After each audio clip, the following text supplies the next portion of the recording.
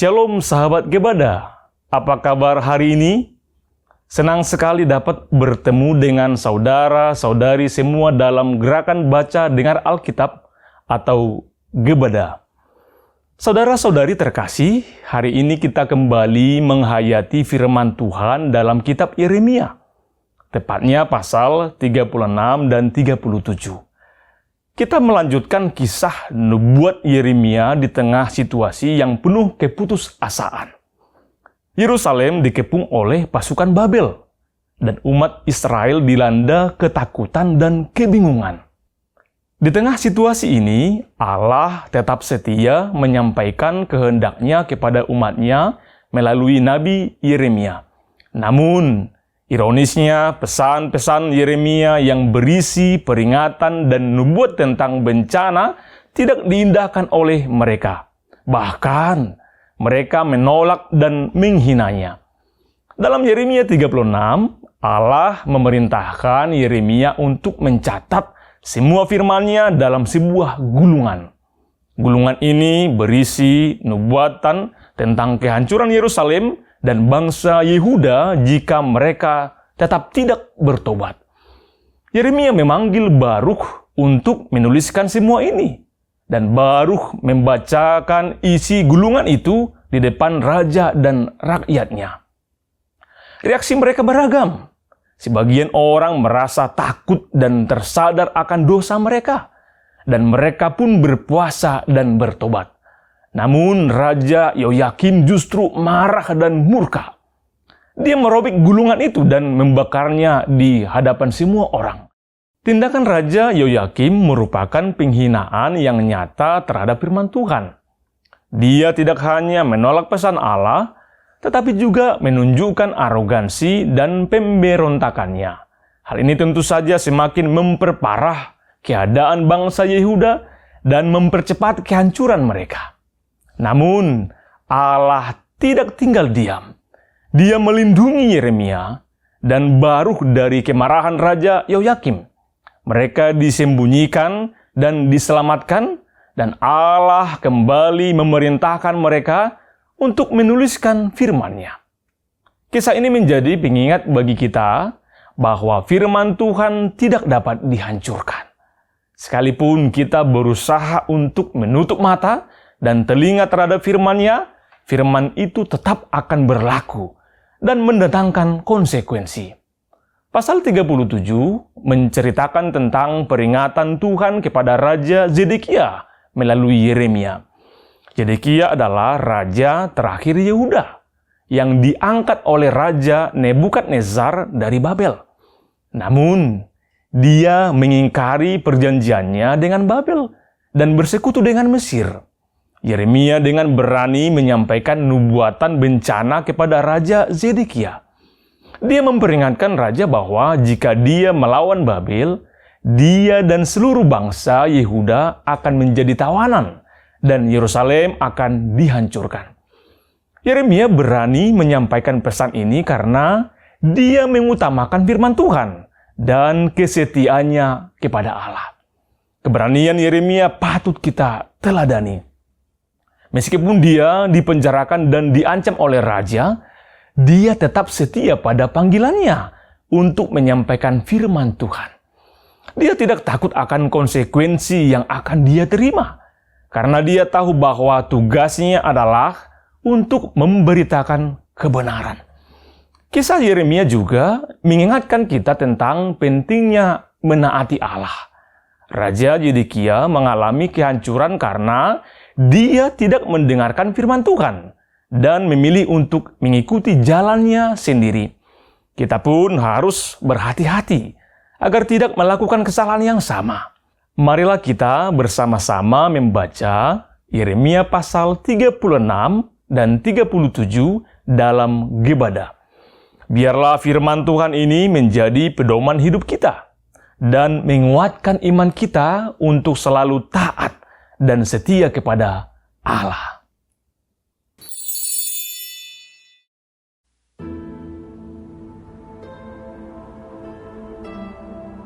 Dalam tahun yang keempat pemerintahan Yoyakim bin Yosia, Raja Yehuda, datanglah firman ini dari Tuhan kepada Yeremia.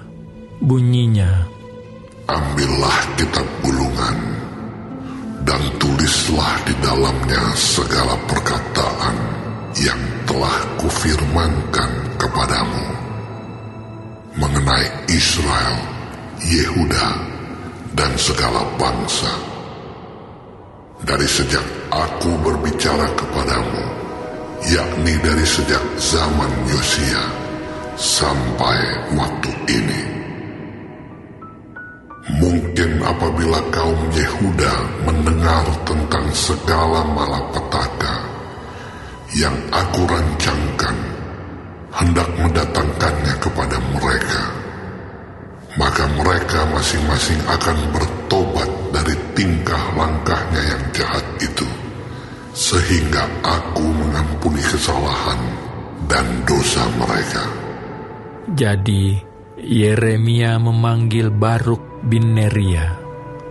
Lalu Baruk menuliskan dalam kitab gulungan itu, langsung dari mulut Yeremia, segala perkataan yang telah difirmankan Tuhan kepadanya. Pada suatu kali, Yeremia memberi perintah kepada Baruk, aku ini berhalangan, tidak dapat pergi ke rumah Tuhan. Jadi, pada hari puasa, engkaulah yang pergi membacakan perkataan-perkataan Tuhan kepada orang banyak di rumah Tuhan, dari gulungan yang kau tuliskan langsung dari mulutku itu. Kepada segenap orang Yehuda yang datang dari kota-kotanya, haruslah kau bacakannya juga. Mungkin permohonan mereka sampai di hadapan Tuhan, dan mereka masing-masing bertobat dari tingkah langkahnya yang jahat itu. Sebab besar murka dan kehangatan amarah yang diancamkan Tuhan kepada bangsa ini. Lalu Baruk bin Neria melakukan tepat seperti yang diperintahkan kepadanya oleh Nabi Yeremia untuk membacakan perkataan-perkataan Tuhan dari kitab itu di rumah Tuhan. Adapun dalam tahun yang kelima pemerintahan Yoyakim bin Yosia, Raja Yehuda, dalam bulan yang ke-9, orang telah memaklumkan puasa di hadapan Tuhan bagi segenap rakyat di Yerusalem dan bagi segenap rakyat yang telah datang dari kota-kota Yehuda ke Yerusalem. Maka Baruk membacakan kepada segenap rakyat perkataan Yeremia dari kitab itu di rumah Tuhan, di kamar Gemaria anak Panitera Safan, di pelataran atas, di muka pintu gerbang baru dari rumah Tuhan. Ketika Mikaya bin Gemaria bin Safan mendengar segala firman Tuhan dari kitab itu, turunlah ia ke istana raja, ke kamar Panitera. Di sana tampak duduk semua pemuka, yakni Panitera Elisama, Delaya bin Semaya, Elnatan bin Akbor, Gemaria bin Safan, Zedekia bin Hananya, dan semua pemuka lain. Lalu Mikaya memberitahukan kepada mereka segala firman yang telah didengarnya ketika Baruk membacakan kitab itu kepada orang banyak. Kemudian para pemimpin itu menyuruh Yehudi bin Netanya, bin Selemia, bin Kusi kepada Baruk mengatakan, bawalah gulungan yang telah kau bacakan kepada orang banyak itu, dan datanglah kemari. Maka Baruk bin Neria membawa gulungan itu dan datang kepada mereka. Berkatalah mereka kepadanya, Silakan duduk dan bacakan itu kepada kami. Lalu Baruk membacakannya kepada mereka.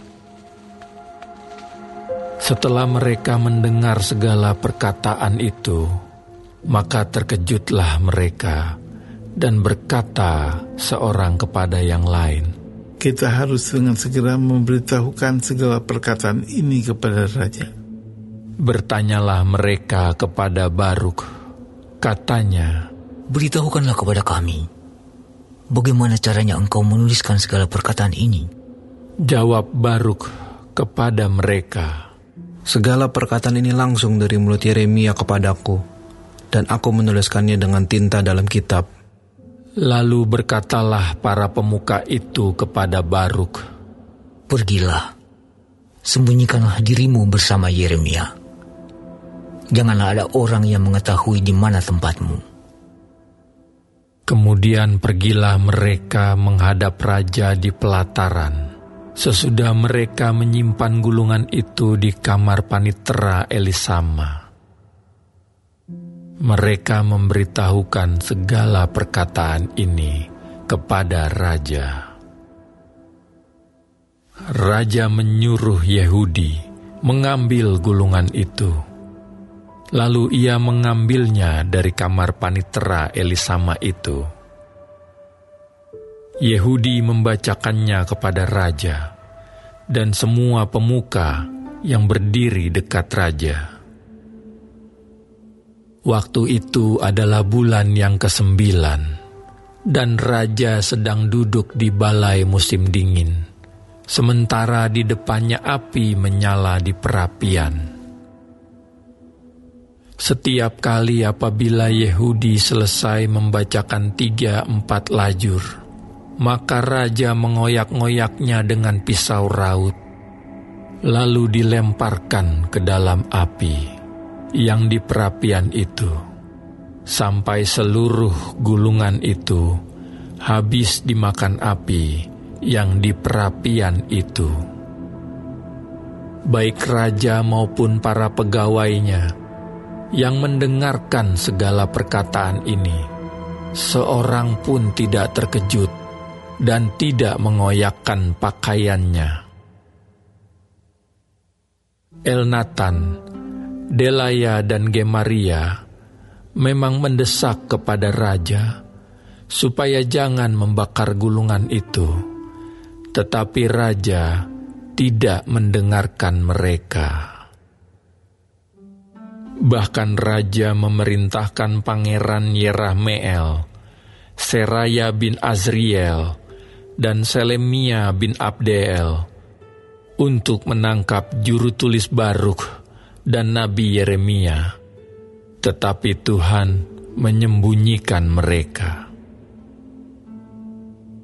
Sesudah raja membakar gulungan berisi perkataan-perkataan yang dituliskan oleh Baruk langsung dari mulut Yeremia itu, maka datanglah firman Tuhan kepada Yeremia.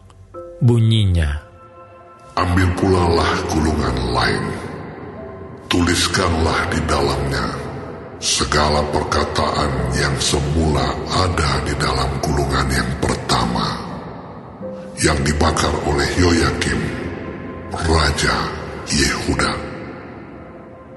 Mengenai Yoyakim, Raja Yehuda, haruslah kau katakan, beginilah firman Tuhan. Engkau telah membakar gulungan ini dengan berkata, mengapakah engkau menulis di dalamnya bahwa Raja Babel pasti akan datang untuk memusnahkan negeri ini dan untuk melenyapkan dari dalamnya manusia dan hewan. Sebab itu beginilah firman Tuhan tentang Yoyakim, Raja Yehuda. Ia tidak akan mempunyai keturunan yang akan duduk di atas tahta Daud, dan mayatnya akan tercampak, sehingga kena panas di waktu siang dan kena dingin di waktu malam. Aku akan menghukum dia, keturunannya, dan hamba-hambanya karena kesalahan mereka. Aku akan mendatangkan atas mereka, atas segala penduduk Yerusalem, dan atas orang Yehuda segenap malapetaka yang kuancamkan kepada mereka, yang mereka tidak mau mendengarnya. Maka Yeremia mengambil gulungan lain dan memberikannya kepada juru tulis Baruk bin Neria, yang menuliskan di dalamnya langsung dari mulut Yeremia segala perkataan yang ada di dalam kitab yang telah dibakar Yoyakim, Raja Yehuda dalam api itu. Lagi pula, masih ditambahi dengan banyak perkataan seperti itu.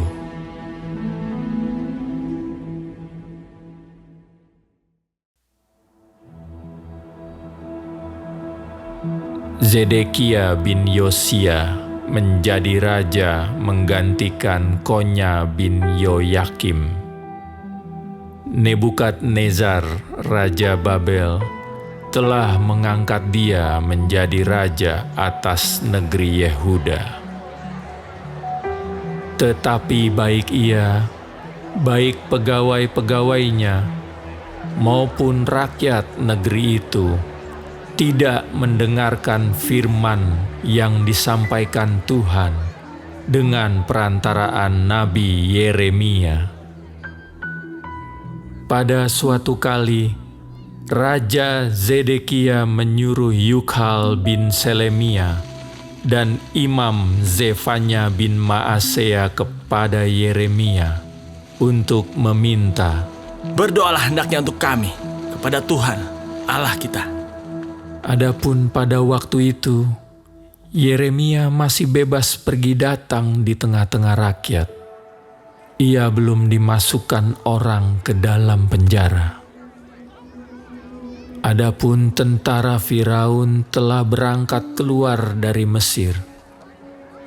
Mendengar kabar itu, maka orang-orang Kasdim yang mengepung Yerusalem angkat kaki dari Yerusalem. Lalu datanglah firman Tuhan kepada Nabi Yeremia. Bunyinya, Beginilah firman Tuhan Allah Israel kepada Raja Yehuda yang menyuruh kamu kepadaku untuk meminta petunjuk. Harus kamu katakan begini, lihat tentara Firaun yang telah berangkat keluar untuk membantu kamu akan kembali ke negerinya, ke Mesir. Tetapi orang-orang Kasdim akan datang kembali memerangi kota ini, merebutnya dan menghanguskannya dengan api.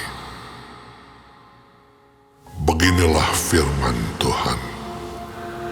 Janganlah kamu membohongi dirimu sendiri dengan mengatakan, orang-orang Kasdim itu telah pergi untuk selamanya daripada kita. Padahal mereka tidak pergi untuk selamanya. Dan seandainya kamu memukul kalah segenap tentara orang Kasdim yang telah memerangi kamu itu, sehingga di antara mereka hanya tinggal orang-orang yang luka parah, masing-masing di kemahnya, mereka akan bangun dan menghanguskan kota ini dengan api. ketika tentara orang Kasdim itu telah angkat kaki dari Yerusalem oleh karena takut kepada tentara Firaun, maka keluarlah Yeremia dari Yerusalem untuk pergi ke daerah Benyamin dengan maksud mengurus di sana pembagian warisan di antara kaum keluarga. Tetapi ketika ia sampai ke pintu gerbang Benyamin, maka di sana ada seorang kepala jaga yang bernama Yeria bin Selemia bin Hananya. Ia menangkap Nabi Yeremia sambil berteriak, Engkau mau menyeberang kepada orang Kasdim? dan sekalipun Yeremia menjawab, Itu bohong. Aku tidak hendak menyeberang kepada orang Kasdim. tetapi Yeria tidak mendengarkan. Lalu ia menangkap Yeremia dan membawanya menghadap para pemuka. Para pemuka ini menjadi marah kepada Yeremia. Mereka memukul dia dan memasukkannya ke dalam rumah tahanan, rumah panitera Yonatan itu. Adapun rumah itu telah dibuat mereka menjadi penjara. Demikianlah halnya Yeremia masuk ke dalam ruang cadangan air di bawah tanah itu. Dan lama Yeremia tinggal di sana. Pada suatu kali, Raja Zedekia menyuruh orang mengambil dia. Lalu dengan diam-diam, bertanyalah raja di istananya kepadanya. Adakah datang firman dari Tuhan? Jawab Yeremia. Ada. Lagi katanya, Bunyinya, engkau akan diserahkan ke dalam tangan Raja Babel. kemudian berkatalah Yeremia kepada Raja Zedekia, Apakah dosa yang kuperbuat kepadamu, kepada pegawai-pegawaimu, dan kepada bangsa ini, sehingga kamu memasukkan aku ke dalam penjara? Di manakah gerangan para nabimu yang telah bernubuat kepadamu bahwa Raja Babel tidak akan datang menyerang kamu dan negeri ini? Sekarang dengarkanlah, hai Tuanku Raja, biarlah permohonanku sampai di hadapanmu. Janganlah kembalikan aku ke rumah panitera Yonatan. Nanti aku mati di sana. Raja Zedekia memberi perintah.